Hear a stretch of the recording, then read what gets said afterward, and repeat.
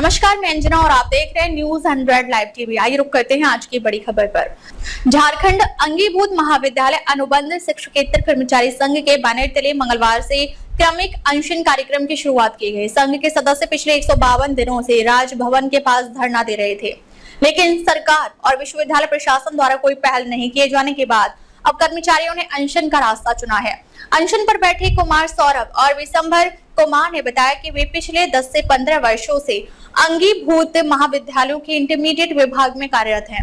इनसे इंटरमीडिएट के साथ साथ स्नातक और स्नातकोत्तर स्तर से जुड़े पुस्तकालय, प्रयोगशाला, account section, computer operator, admission, clerk, माली एवं सफाई कर्मी जैसे सभी कार्य करवाए जाते हैं। बावजूद इसके 5 महीने पहले उन्हें काम से हटा दिया गया। अनशनकारियों की मुख्य मांग है कि कर्मचारियों का विभिन्न महाविद्यालयों में समायोजन किया जाए। उन्होंने कहा कि महंगाई के दौर में बिना नौकरी परिवार चलाना मुश्किल है। पूर्व में भी डेली वेज कर्मियों को महाविद्यालयों में समायोजित किया गया है, इसलिए इस बार भी सरकार से सकारात्मक निर्णय की उम्मीद है। संघ ने चेतावनी दी है कि यदि उनकी मांगों पर ध्यान नहीं दिया गया तो वे आमरण अनशन करने को बाध्य होंगे। इसकी पूरी जिम्मेदारी सरकार और विश्वविद्यालय प्रशासन की होगी। आज के अनशन कार्यक्रम में रांची विश्वविद्यालय, विनोद बिहारी महतो विश्वविद्यालय धनबाद, सिद्धू कान्हू मुर्मू विश्वविद्यालय दुमका, नीलांबर पीतांबर विश्वविद्यालय मेदिनीनगर और कोल्हान विश्वविद्यालय चाईबासा के कर्मचारी शामिल हुए। लगातार आप लोग 152 दिन तक धरना प्रदर्शन कर रहे हैं, क्या मांगे हैं आप लोग? हमारी मांगे हैं कि हम लोगों को समायोजन कर देने की।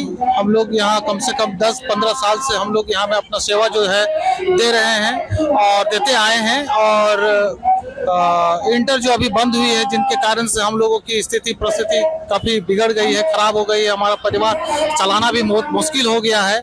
और अभी कुछ दिन पहले हमारी मुख्यमंत्री जी से वहाँ मुलाकात हुई थी। उसने आश्वासन दिया है कि अब वह सरकार जो हम पर, हमारा जो विश्वास है उन पर, वो खरा उस पर उतरेंगे, ऐसा हमारा ये है। और उनसे भी आश्वासन दिया हुआ है।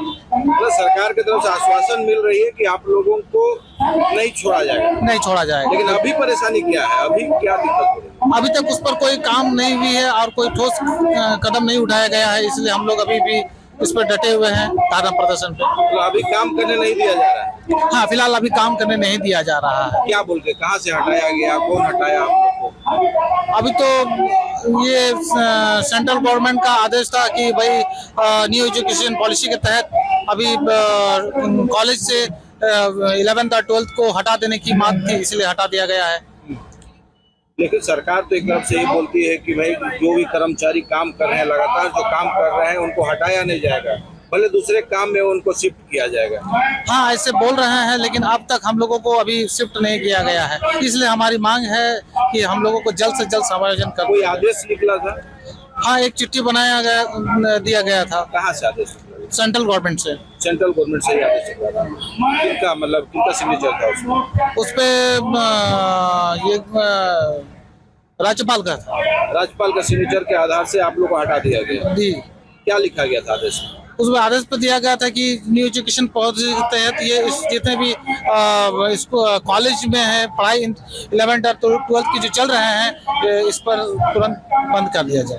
तो इस संबंध में आप लोग विभाग से बात करने का कोशिश की? हम लोग काफी प्रयास किए और उनसे संपर्क नहीं बन पा रही थी, जिससे बात नहीं हो पा रही थी। हम लोग आए दिन 152 दिन से हमारे यहाँ धरना प्रदर्शन हो रहे हैं। कोई सरकार के लोग यहाँ फिलहाल नहीं पहुंचे हैं कि हमारी जो है समस्या को सुनने के लिए नहीं आए हैं, इसलिए हम लोग। शिक्षा मंत्री सुदीप कुमार सोनू जी हैं, अब उनसे मुलाकात करने का कोशिश किया था? जी, बराबर उनसे प्रयास किया जा रहा है। क्या आश्वासन दे रहा है? यही कि हमारी जो मांग है उनको पूरी कर देंगे। आश्वासन दे रहे हैं? आश्वासन दे रहे हैं। कब तक? अभी तक उसका कोई निर्धारित कोई समय नहीं दिए हैं। आपका परिचय? जी, मैं रघुनाथ मुर्मू, घाटशिला कॉलेज, घाटशिला से। प्रदर्शन कर रहे हैं सर, 152 दिन हो गया, क्या मांग है? क्यों मांग है समायोजन का, और समायोजन के साथ साथ वेतन की वृद्धि का। दो मांगे हैं और दो मांगे के अलावा है यहाँ पर है सब कोई सुनवाई नहीं हो रही है। राज्यपाल के समक्ष है, जब सब कोई हार जाते हैं तो राज्यपाल के समक्ष ही धरना देने चाहते हैं कि वहाँ से न्याय मिलेगा, लेकिन अभी तक किसी ने ऐसा पहल नहीं किया है। कोई किसी के उनके तरफ से कोई प्रतिनिधि नहीं आए हैं जो हम लोग को पूछने के लिए कि क्या हो रहा है क्या नहीं हो रहा है, संज्ञान भी नहीं लिया जा रहा है। और इस हम लोग है सो अभी 15 साल से 12 साल से है सो नौकरी कर रहे हैं और अभी है सो छोड़ दिया गया। पूरी जिंदगी है सो हम लोग है सो नौकरी में बिता दिया। अब इस उम्र में हम लोग का कौन रखेगा और कहाँ से जाएंगे? उम्र हो गया हम लोग है सो 50 प्लस हो गया है। 50 प्लस हो गया। हाँ, आप किस आधार से आपकी बहाली हुई थी? प्रिंसिपल के आधार पर प्रिंसिपल है ना, प्रिंसिपल ने हम लोग को रखा था। प्रिंसिपल है सो लेटर दिए थे और प्रिंसिपल है सो अपने लेटर पैड में है सो कॉलेज का लेटर पैड में है सो दिए थे।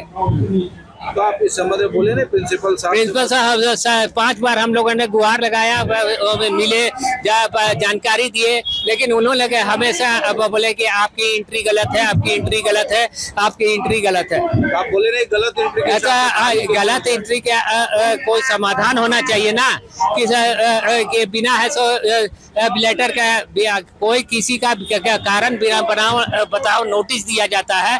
यहाँ बिना है सो कुछ सफाई देने के लिए बिना मौका भी नहीं दिया गया और न कुछ दिया गया और ऐसी है सो बिना चिट्ठी के है सो हम लोग को कॉलेज से बाहर निकाल दिया गया। निकालने से पहले कोई पूर्व सूचना कोई नोटिस तो कुछ नहीं दिया गया, कुछ नहीं, अचानक से बोला अचानक हम लोग का बायोमेट्रिक बनता है, बायोमेट्रिक हटा दिया गया, ऑटोमेटिक हट गए। अच्छा, मंत्री जी से मुलाकात आप लोग? हाँ, हम लोग सबसे मुलाकात कर लिए हैं, सबसे आश्वासन नहीं मिला है, लेकिन कहीं से ऐसा अच्छे परिणाम नहीं मिल रहा है। हम डोरंडा कॉलेज से हैं।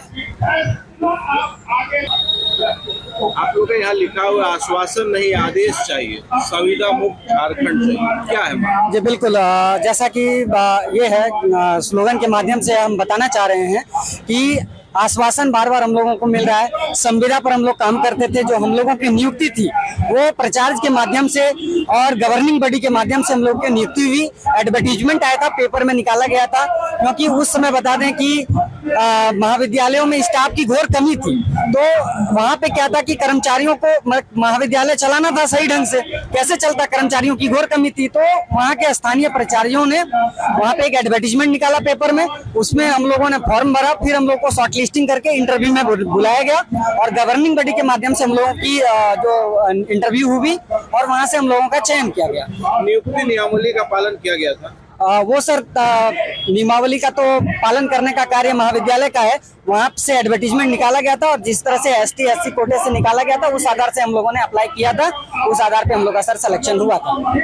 तो अभी क्या परेशानी हो रहा है? अभी आप लोग को हटा दिया जा रहा है कि क्या बोला? जी सर, जैसा कि मैं रांची विश्वविद्यालय की बात करूं तो यहाँ पे कर्मचारियों को हटा दिया गया है, क्योंकि NEP में जो 11th-12th का जो एडमिशन हुआ था वो एडमिशन यहाँ पर 23-25 के सेशन में नहीं हुआ था।